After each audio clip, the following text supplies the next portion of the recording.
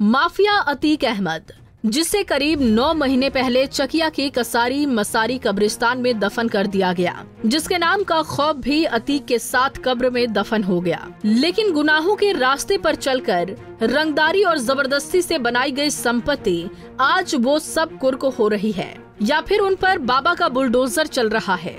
ताजा मामला अतीक से जुड़े इनकम टैक्स का है, क्योंकि अतीक अहमद ने साल 1990 से लेकर 2014 तक इनकम टैक्स रिटर्न दाखिल नहीं किया था। 2014 में केंद्र में भाजपा की सरकार बनने के बाद जब इनकम टैक्स चोरी करने वालों पर शिकंजा कसा, तो पहली बार माफिया अतीक इनकम टैक्स जमा करना शुरू किया। बता दें कि प्रयागराज के शहर पश्चिम सीट से 5 बार विधायक और फूलपुर लोकसभा सीट से सांसद चुने गए अतीक अहमद ने 2014 से पहले कभी भी इनकम टैक्स जमा नहीं किया था।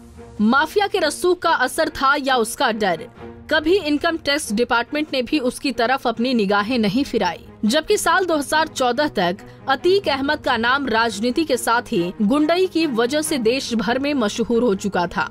अतीक और उसके भाई खालिद अजीम उर्फ अशरफ ने रियल एस्टेट से लेकर अन्य कारोबार तक में अपनी पकड़ बना ली थी। अतीक के पास लग्जरी विदेशी 4 पहिया वाहनों के साथ ही करोड़ों की चल अचल संपत्तियां थी। बावजूद उसने 2014 तक कभी इनकम टैक्स नहीं भरा। वहीं अब मौत के घाट उतारे गए माफिया अतीक अहमद को लेकर चौंकाने वाला खुलासा हुआ है। बताया जा रहा है कि प्रयागराज के कैंट थाने की पुलिस गैंगस्टर एक्ट के मामले की जांच कर रही है। उस केस की तहकीकात के दौरान पुलिस माफिया से जुड़ी अन्य संपत्तियों की जानकारी जुटाने के लिए इनकम टैक्स डिपार्टमेंट से साल 1990 से लेकर 2023 तक का अतीक अहमद का इनकम टैक्स फाइल करने का विवरण मांगा था, जिसके जरिए पुलिस उसकी संपत्तियों का लेखा जोखा जुटाना चाह रही थी। लेकिन इनकम टैक्स डिपार्टमेंट ने जो विवरण दिया उससे पुलिस भी चौंक गई, क्योंकि अतीक अहमद ने 2014 से पहले कभी इनकम टैक्स नहीं भरा था और आखिरी बार उसने 2018 में इनकम टैक्स भरा था। जानकारी के लिए बता दें कि अतीक अहमद ने साल 2014 में 10 लाख से अधिक की रकम आयकर के रूप में जमा की थी।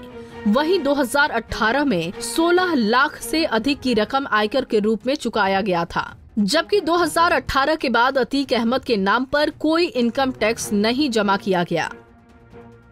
अतीक के पास साल 2014 से पहले करोड़ों रुपए की कीमत वाली कारों का काफिला था। इसके साथ ही रियल एस्टेट समेत तमाम तरह के कारोबार में अतीक अहमद की हिस्सेदारी थी। बावजूद उसकी तरफ से साल 2014 तक कभी इनकम टैक्स जमा नहीं किया गया था, जिससे पता चलता है कि अतीक इनकम टैक्स न जमा कर उसकी चोरी करता था।